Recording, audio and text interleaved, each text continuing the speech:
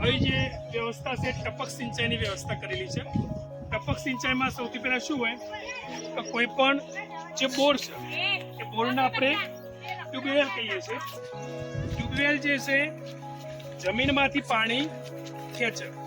જમીનની અંદર મોટર હોય, મોટરની ઉપર પંપ હોય, એની કલમો હોય, અંદર વિદ્યુતની સુવિધા હોય, એ સ્ટાર્ટ કરે એ બોર ચાલુ થાય। આ જે કોક છે હાલ ઓન સ્થિતિમાં છે, એટલે જે બાજુ એની દિશા હોય તો હાલ જે છે પાણી સીધું ઉપર જાય બોરની ટ્યુબવેલ ઉપર।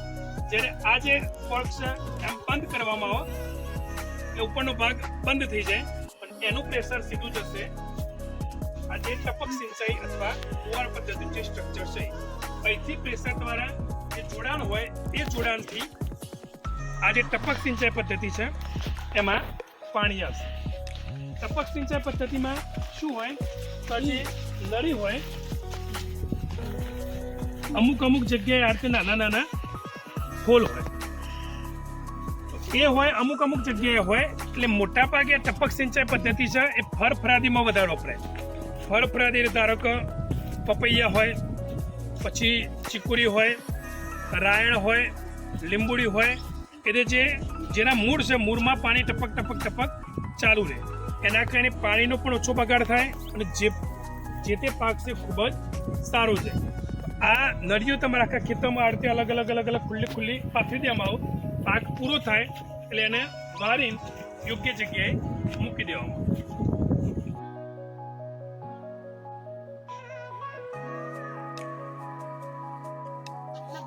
આ જે છે દવા છાંટવાનો પંપ કહેવાય અથવા ઇંગ્લિશમાં સ્પ્રેયર કહેવાય।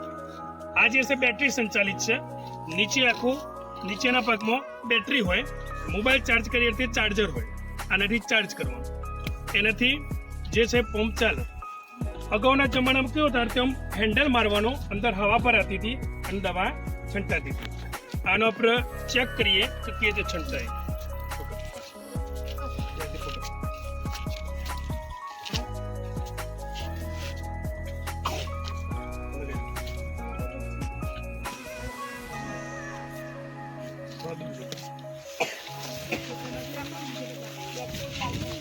તો આ સ્વિચથી તમારે ચાલુ કરવાનું।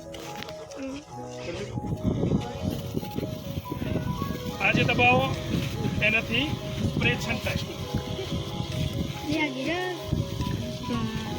આનો ઉપયોગ કોઈ પણ નિંદામણ હોય તો નિંદામણ નાશક દવા તરીકે પણ થાય, અથવા ફૂગ, પિયર, મોલા મચ્છી એના તરીકે પણ આપણા સ્પ્રેયર કે દવા છોડવા પંપનો ઉપયોગ